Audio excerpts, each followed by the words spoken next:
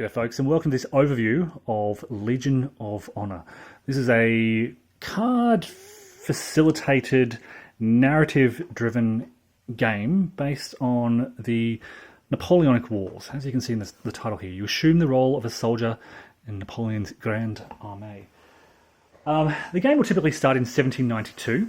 It is, and you assume the role of this soldier, and you track your soldier's life, military career in the Grand Armée through this grognard sheet, which tracks your rank, how much notice Napoleon has taken of you, your glory, your experience, your money, which you keep either in your personal purse or in Paris, your health, which will start off very full and will dwindle perhaps through the course of campaigning and battles and so forth. You'll have charm, which you'll use to attract a wife and or some mistresses. You'll gain fencing skills, which you'll use for dueling, and you'll gain standing, which you can use for various things. You can see the artwork on all these charts. This is a photocopied sheet, by the way. The original is in the box, but yeah, you can photocopy this sheet to track these abilities. There's also a ledger sheet, which is an alternative way to track this information. It's a very, I love the art design here. It's very historically thematic and immersive. And as I said, unlike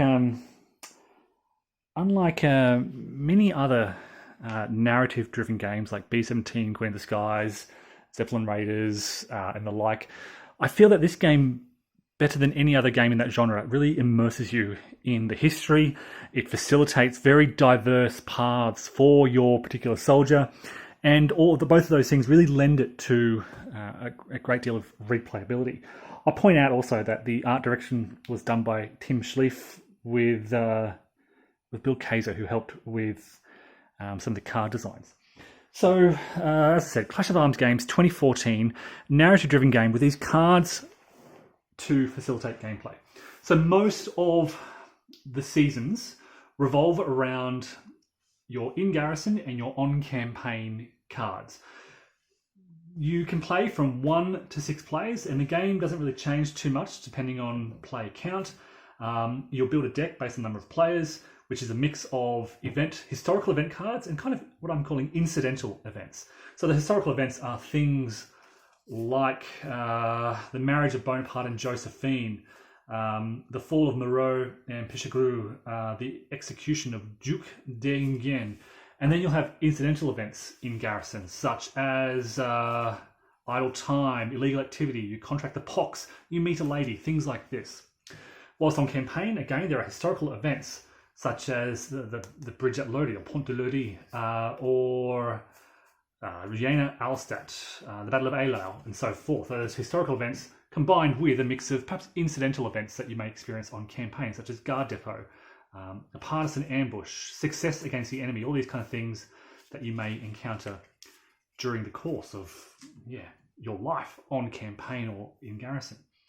There you'll notice here decks for combat as well. These are things you'll encounter in combat and dueling as well against other individuals.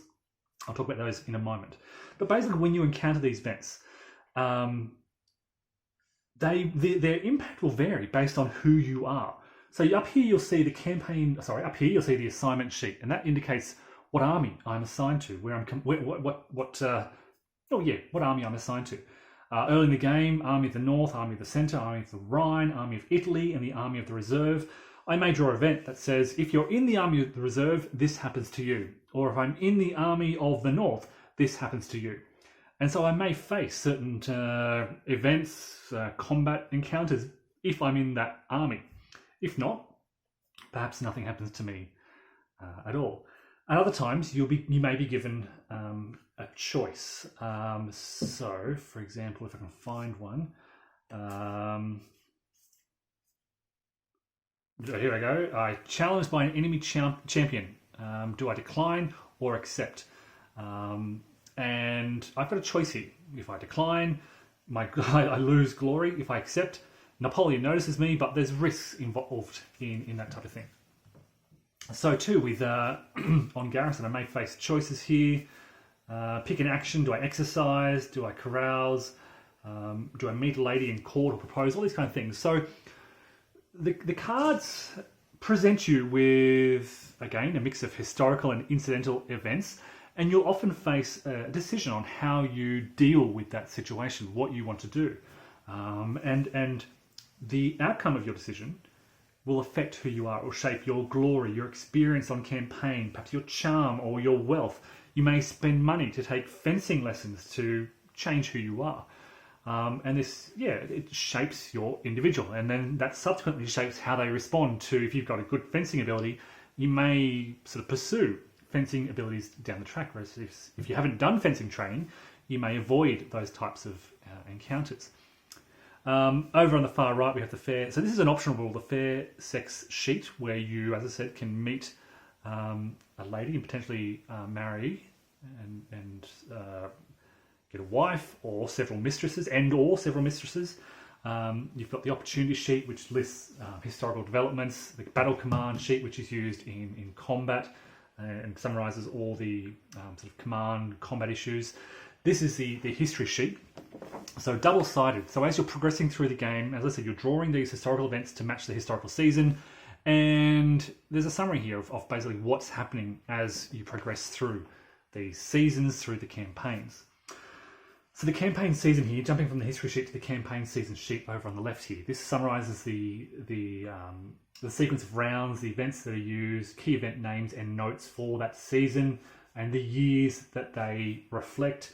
Down here you've got the fate sheet with various tables on them. Your wound type, which can potentially kill you, lady quality, summary of play chart, things like that. Lots of dice. I'll talk about those in a moment. And then you've got this double-sided rules summary sheet. So it is a relatively easy game to learn, but there are a lot of rules that may come up. So the flow of the game is quite easy. You build a deck for in garrison, then you build a deck through on campaign. You proceed through those and you encounter these events. If you're playing multiplayer, you're drawing one card at a time. But you'll often have these events come up, or you'll have options for events. So you can go gambling if you want, or you can go courting. And they're all sort of summarized on these things. So he's courting, he's gambling against a grognard or gambling against a house, double-sided. And there's quite a lot of depth to all of these options. So if you want to go courting, you make a die roll and you try to compare against the lady you're courting and the like. Similar dice rolls with gambling and rules galore. So whilst it is a relatively easy game to kind of get started with and to follow the flow of, there are quite a few rules for all these various things that come up. Fencing, your health, money, rank, and how that affects your status, your gain, and the like. You'll often make die rolls, so you can see the event here for the next event in this campaign I'm playing through. If I'm assigned to the Army of the Reserve, Napoleon notices me on a die roll of 1 through 5. So yes, Napoleon would notice me, or he would ignore me on a roll of 6 through 10. So sometimes, luck plays a role. Quite often, in fact, there are quite a lot of die rolls on these events. You are often facing some very dangerous die rolls. You're rolling, for example, to see if you survive. A roll of over here on the far left, probably off screen, on the fate sheet, the wound table. If you roll a 1 to 10 on a D100, basically, you die, and that's it. So, yes, it could possibly be frustrating, but I think the theme here and the idea here is to enjoy the narrative, immerse yourself in the story that unfolds of your particular soldier. And if you're playing with friends, if you're playing up to a 6-player game, it's something to laugh about, to joke about. It's not really a competitive game. It's really a game about, let's be soldiers and see who can gain the highest rank. And basically at the end of the game, you gain victory points for having achieved certain things, a high rank, Legion of Honor, I think glory points, things like that. And the person with the most victory points wins. But of course, you personally might die very early in the Napoleonic Wars, in a very early season, 1792 potentially. It's one of those things where it could potentially be very frustrating if you're taking it too seriously. if you die early, you just kind of follow along and play with your friends and listen and learn about how their soldiers fared in the 100 Days campaign or things like that. The art is, as I said, very immersive and has that historical theme and flavour. Art is by Tim, I think I mentioned this earlier, Tim Schlief, with Bill Kaiser providing assistance for the art on some of the cards. In addition to all that, there's also the playbook, and this includes optional rules. So you can see I've just started playing this campaign with the optional fair sex rules, which introduces marriages and mistresses and the like. There's optional rules for Spain, having mortal enemies, which you don't use in a solo play. Rescuing prisoners can be used in multiplayer games, battle command, and then the scenarios.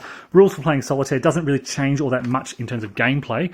It just changes the way some of the events are resolved. And at the end of the book, there's a pretty good example of play to kind of provide a more detailed example of some of these things. What else can I say about this game? It's Clash of Arms game, so beautiful production quality.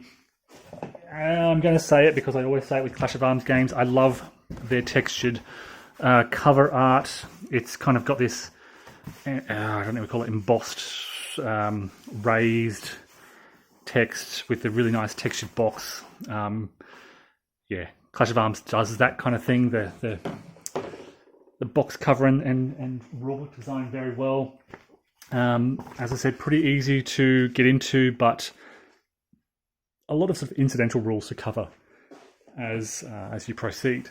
So as I said, this is a Grognard sheet. There's also a ledger sheet which you can use to alternatively track your progress through, which lets you kind of write things down using pen or pencil. It gives you a more permanent record of sort of how you proceeded.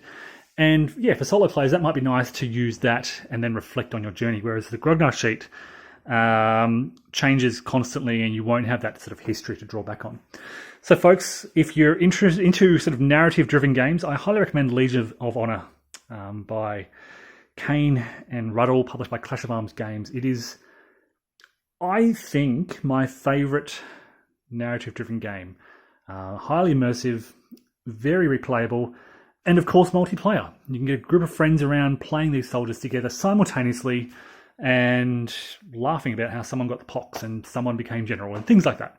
So folks, I hope that's been of interest. Check it out and take care.